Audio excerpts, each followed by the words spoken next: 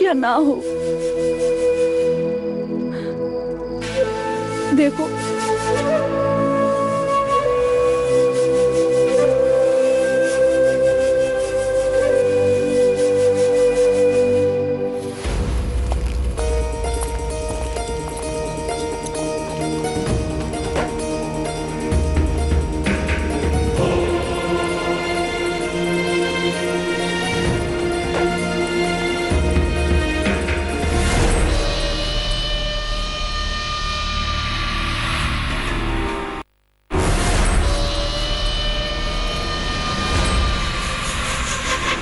मेरा रास्ता छोड़ो। कैसे छोड़ दूं? रास्ते में तुम जो मिल गई हो, तुम्हें कैसे छोड़ दूं? मुझे तो लगा था कि अब तुम कभी मेरे सामने नहीं आओगे। क्यों? स्वयंवर की पराजय ने मुझे काला कर दिया है तुम्हारा। माना कि मैं स्वयंवर में पराजित हुआ, परंतु मेरा भाग्य पराजित नहीं हुआ है अभी। अर्थात स्वयंवर के बाद ना तो कौशल से युद्ध का ये शुभ समाचार मिलता, ना तुम्हारा विवाह रुकता, और ना मुझे ये सुनहरा अवसर मिलता। कैसा अवसर? युद्ध में शत्रु पे उठी हुई तलवार के बीच कोई अपना भी तो हो सकता है।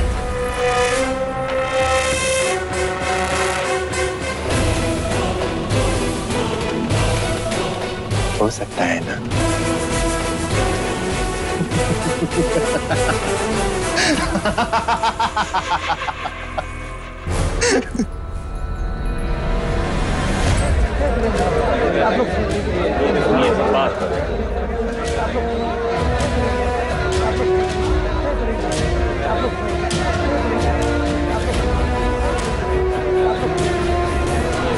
शांत हो जाइए, शांत हो जाइए। हम पहले केवल एक ही उत्सव मनाने वाले थे, परंतु मां अभ्या की कृपा से अब हम 2 उत्सव मनाएंगे। एक प्रसन्नजीत को पराजित करने का और दूसरा सिद्धार्थ के विवाह का। वैसे आप सारी परिस्थिति से अवगत हैं। यदि प्रसेनजीत हमारी देश की ओर देखेगा तो उसे मुंह की खानी पड़ेगी। हमें एक होकर युद्ध करना होगा और उसके अश्व को रोकना होगा।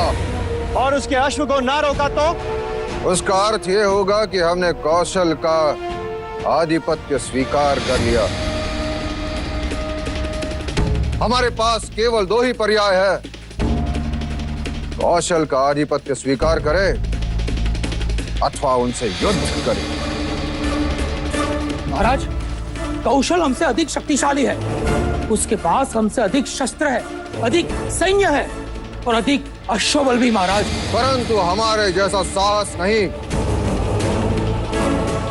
हमारा एक एक शाक्य योद्धा उनके 10-10 योद्धाओं पर भारी है। मेरा प्रस्ताव है कि हम सबको शांत होकर इस पर विचार करना चाहिए। महाराज, यदि हम प्रसन्नजीत की मित्रता स्वीकार लें तो? मित्रता या पराधीनता? नहीं चलेगा ये। शांत हो जाइए, शांत हो जाइए। महाराज, इससे हम धन और जान की हानि होने से बच सकते हैं। यदि वो हमारे अपने प्रदेश में हमारा अधिकार सुरक्षित रखता है तो इसमें हमें आपत्ति क्या होनी चाहिए? बलशाली मित्र कौन नहीं चाहता महाराज? अर्थात मित्रता के नाम पर हम उनके दास बन जाए? ये मत भूलिए राजा दंडपानी, शाक्य देश एक आदर्श गणराज्य है और उस पर कोई और राज्य करे ये स्वप्न भी नहीं होने देंगे हम। नहीं होने देंगे, नहीं होने देंगे। क्या आपको युद्ध से भय लग रहा है राजा दंडपानी?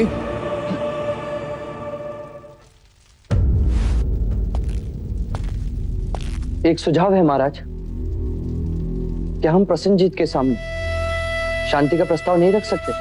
शांति का अर्थ समझने वाले अश्वमेघ यज्ञ किया नहीं करते पुत्र।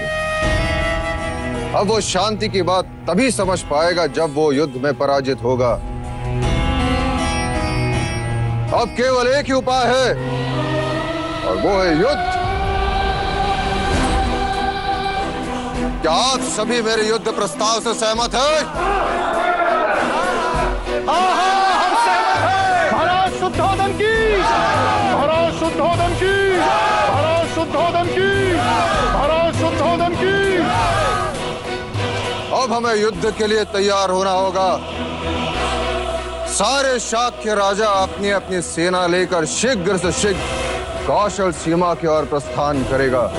हमारी सारी शक्ति कौशल सीमा पर इकट्ठा होगी।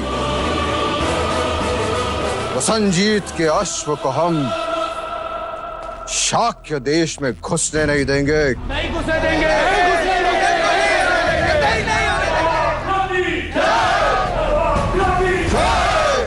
शाक्य कुल की, शाक्य कुल की।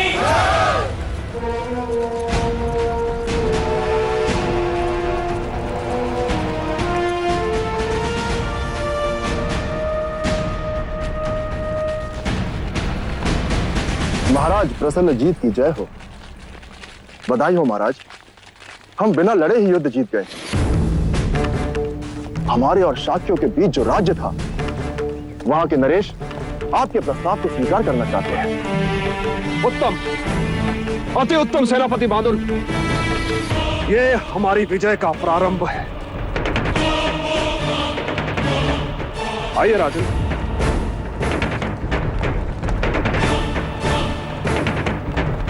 तो क्या आपको कौशल का आधिपत्य स्वीकार है? जी महाराज।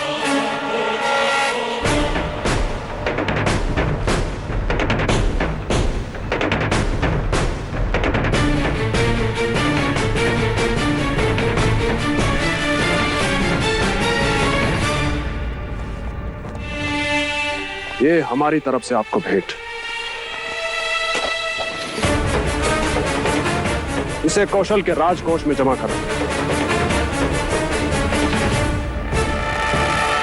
और आप जा सकते हैं। हमने आपको अभय दान दिया। अच्छी बात।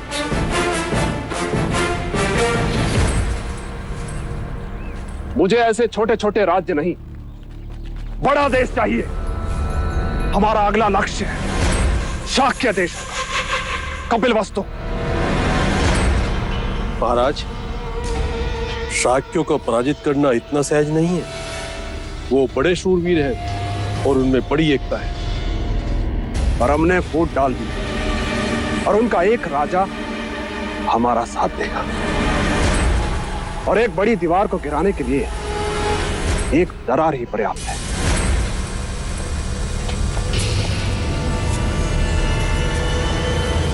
गुप्तचर,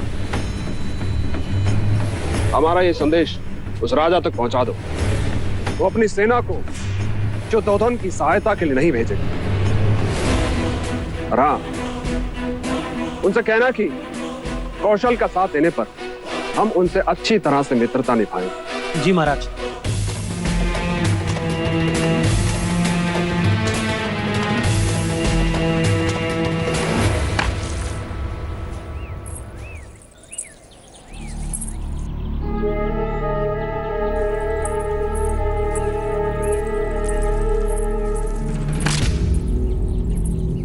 ये क्या कर रही हो मंगला दीदी?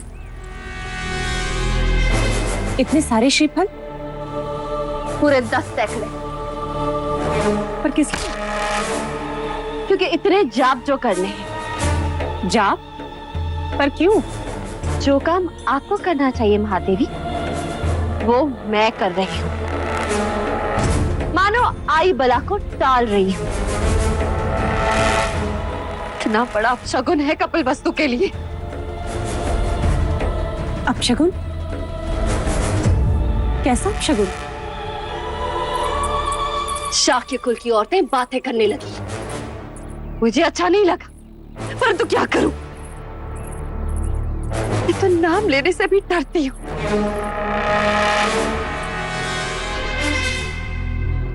बड़े ही अमंगल चढ़ने वाली है।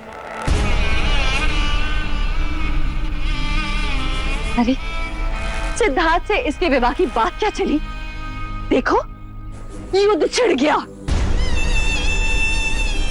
मानो दुर्भाग्य अपने साथ लेकर आई। लो दूसरा अपशगुन, पूजा का दीपक ही गिरा दिया।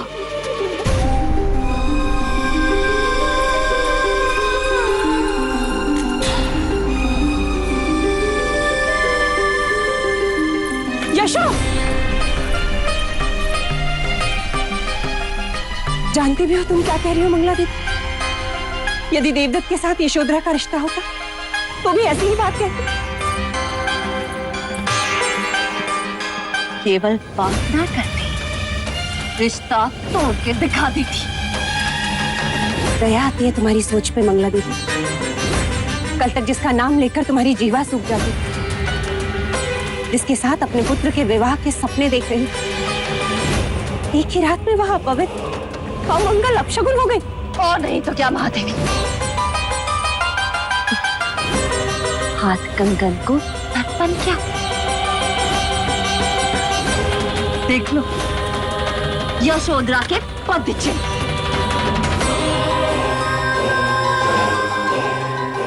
कहते हैं बहुएं कुमकुम वाले पद लेकर चौखट पर आती है। और ये तो रक्त रंजित पद लेकर आई है।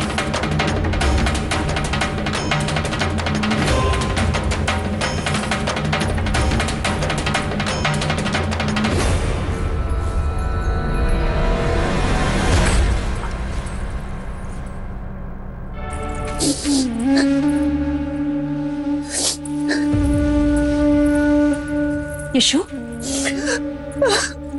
बुआ, आप जो प्रायश्चित कहेंगी मैं करूंगी। मैं नहीं चाहती कि मेरे कारण प्रजा या राज्य पर कोई भी विपदा आए। अगली ये कैसी बातें कर रही है तू? जिसको जो कहना है वो कहे, पर मेरे लिए तो तू बड़ी भाग्यवान है जो मेरे पुत्र को समझती। और तू देखना, एक दिन यही मंगला दीदी पछताएंगी अपने विचारों पर, जब उन्हें ये पता चलेगा कि हम युद्ध जीते। और देखना, इसी चौखट पर वो तेरी आरती उतारेंगी तो मैं उनसे कहूंगी, है मेरी बहू से बड़ा कोई शगुन? वाह!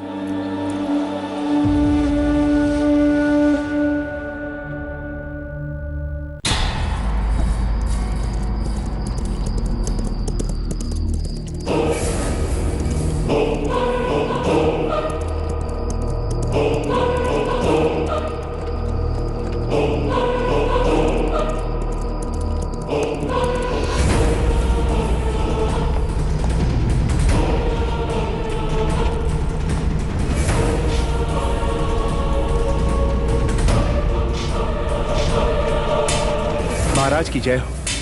महाराज, एक महत्वपूर्ण सूचना है। कौशल नरेश का अश्व हमारी सीमा में प्रवेश कर चुका है। महाराज प्रसन्नजीत ने आपके लिए गुप्त संदेश भेजा है। महाराज ने कहा है आप उनका साथ देंगे तो वो इच्छा पूरी करेंगे।